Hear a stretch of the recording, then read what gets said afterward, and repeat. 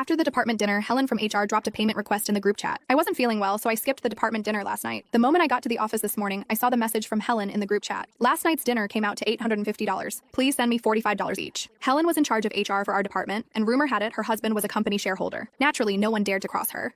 The payment notifications started popping up one by one. I figured it had nothing to do with me and was about to put my phone away when it buzzed again. Helen had tagged me. Alora, you too, don't forget. I wasn't even there. Thinking she'd simply forgotten, I replied in the chat to gently remind her. I never expected her to explode. She launched into a full-blown tirade right there in the group chat. What's that supposed to mean? The dinner was priced per head. I booked everything in advance. It's your problem that you didn't show up, but that doesn't mean you're exempt from paying. Are you really so broke you try to skip out on $45? Helen's words were utterly merciless. My face flushed hot with embarrassment. I had messaged her privately yesterday to explain I couldn't make it. She told me it was no problem, that the restaurant charged by the dish, not per person. What changed overnight? A colleague sitting next to me leaned over and whispered, Laura, you're new to this department. You really don't want to get on Helen's bad side. But this wasn't my fault. And more than that, what she said was just plain nasty. I took a screenshot of our conversation from the day before and posted it in the group. I tagged her directly. Helen, yesterday you said it was fine. Why the change of heart today? If you had told me up front, I would have just paid it. Are you that hard up for my $45? The moment the message went out, I could hear a collective gasp ripple through the open plan office. Several people gave me subtle thumbs ups. Honestly, I didn't want to make a big deal out of it, but she started it, and I was holding back my harsher thoughts. I'd seen a video from the dinner last night. A few simple family-style dishes on the table.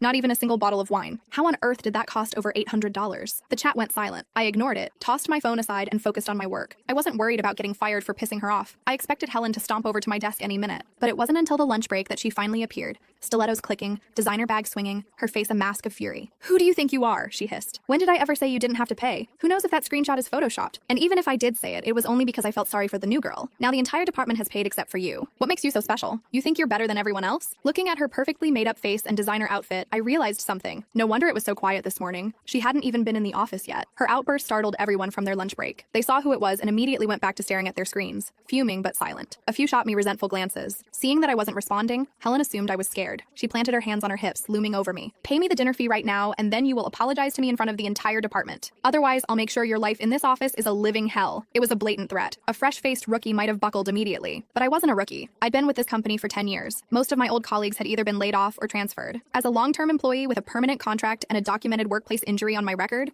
I was practically untouchable. The company couldn't fire me without a massive headache. I wasn't scared at all. In fact, the thought of what was coming thrilled me. Fine, I'll pay, I said. A smirk spread across Helen's face. That's more like it? I cut her off. On one condition. You have to admit, right here and now, that you can't survive without my $45. The second you say it, I'll transfer the money. Deal? The smirk on Helen's face froze. When she finally processed what I'd said, she slammed her hand on my desk. Laura, how dare you mock me? Her voice was so shrill it almost cracked. She was genuinely furious now. Then, a cunning look crossed her face as an idea seemed to strike her. She calmed down